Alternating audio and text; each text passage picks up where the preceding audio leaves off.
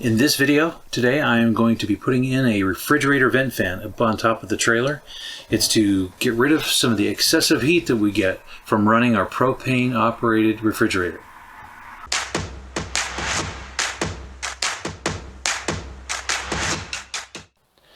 The inspiration from this video came from a couple camping trips where the refrigerator could just not get cool enough or stay cool enough when we're camping in over 100-degree temperatures. So we're going to do this experiment, put it in, and see what kind of improvements it makes for us. Here's where the vent is that exhaust heat comes out of from the refrigerator down below. Some RVs it comes out the side. Well, I took this cover off, unscrewed the mounting screws that hold the actual screen to the trailer, and installed the vent there. So I lost some of the footage of my taking off the cover and removing the screws and getting rid of most of the Dicor on top of the roof. Not that that's important to see, but the video starts where I'm just wrapping that up and getting ready to do the rest of the installation. This won't be a how-to or step-by-step video, that's for some other time. But this is just to show you if the experiment's going to work or not and help our refrigerator stay cool. A drink to help me get through, and a rag. I'm going to do some cleaning. I pre-tested the fan and I hooked it up to a battery source that I had, and then I put the brackets that it comes with, and I put those together, and I use Loctite. I'll show you the brackets. That's an L bracket, and there's 2 screws that go into each one of them, and you got to screw those together. Well, obviously this is going to be a vibration environment. What did I say before about if you haven't done this before, it's not that big a deal? Well, let's say I take that back because it's a lot of work. Scrub some more. Okay, getting really, really close to being okay with how good it is cleaned. Everything looks real good. I'm gonna call that a win. I've cleaned the surface and got all the junk out. Now I gotta go clean the top vent cover, get it ready for the fan to put in. Shall I take a few minutes?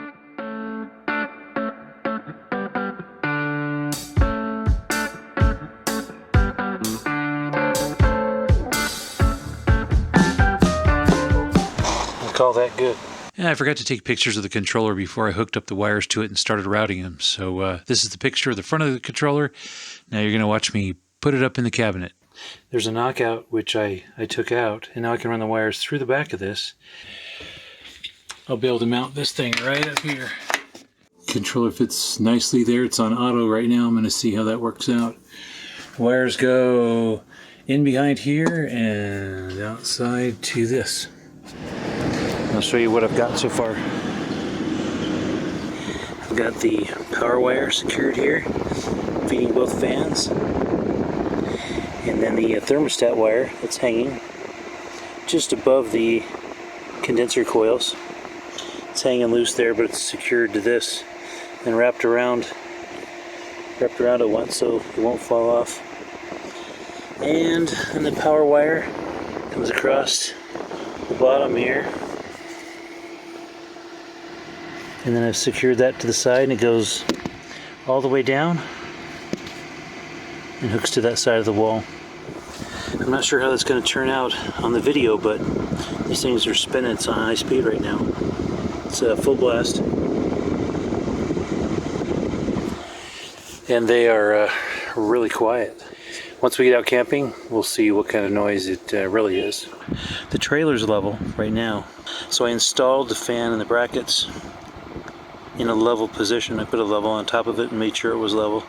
Yeah, maybe that'll give it extra life, who knows. I've already noticed a huge difference down here. It's cooled off tremendously. Just sitting here, this bracket was super hot to the touch. You almost couldn't put your hand on it and hold it. Now it's like cooled way down. This is going to be amazing. So right now it's just sucking shaded air in here. I guess when it's hot there might be a difference. And I'm running on electricity, not propane. I'll do that test once I've got it all buttoned up. See what kind of heat it dissipates. Okay, well, I'm going to head down and do some more work on it. The lower half of the install, here's the wire, power wire coming down. And I secured it to here so it's up against the board all the way up. Zip tied them and then tied it behind here so it's in this pretty securely. Ran it up in, tied it into the power center feed that feeds the control board for the fridge. And that's how that works there. The next step here is to put the butyl tape on. Then we'll put it up on the roof. You know, they just put this butyl tape on here, and then when you squish it down and screw it down, it creates a watertight seal. So that's what we put on the bottom of this. When I get up on top, I'll peel off this white protective layer. I'm going to use some Dicor self-leveling. It's not a promotion for the product or anything, it's just what you use. And it works pretty good. So this is the 50 or 501 LSW, which is leveling self-white. I believe that's what that's for.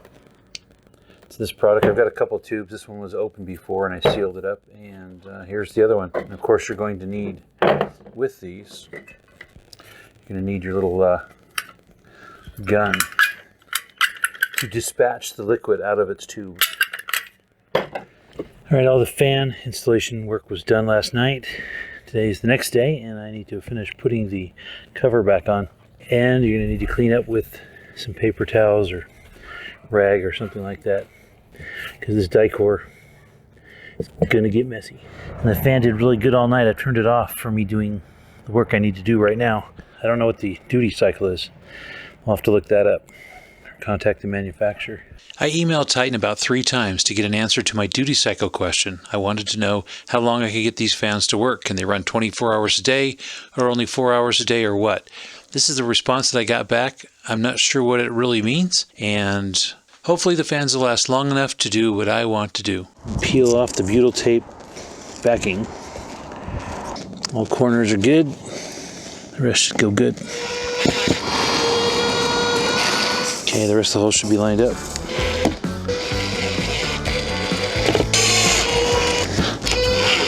Alright, good to go. This part's the messy part.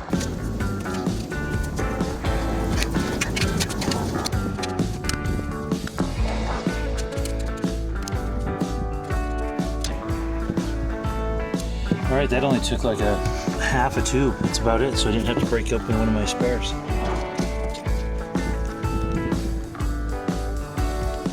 Now that the installation's done and we've had this operational for a couple months now, we've got to use it while we're out camping. And in a couple places it was actually warm and it did a great job at keeping it cool. The controller's up here and out of the way, but yet you can see the lights when it's operating, and I really enjoy that. And what I've found so far is the refrigerator shuts off great when I'm on automatic, which is the temperature sensing mode. It shuts off great at night when it gets cold, and during the day when it's hot, it stays warm just like advertised. I think the shutdown temperature is 68 degrees, which is like 20 Celsius, I think. And when the fans operate at full speed, it's 113 degrees, which is 60 Celsius. I'm not exactly sure on that conversion. The season's getting cooler. We're now into fall. So next season, I'm looking forward to doing some heat tests and do some comparisons to see if there's any difference, and it actually makes a difference in cooling our refrigerator. So stick around for that. Thanks for watching the video, and don't forget to subscribe down below. It really helps the channel out, and I do appreciate it. So see you next time.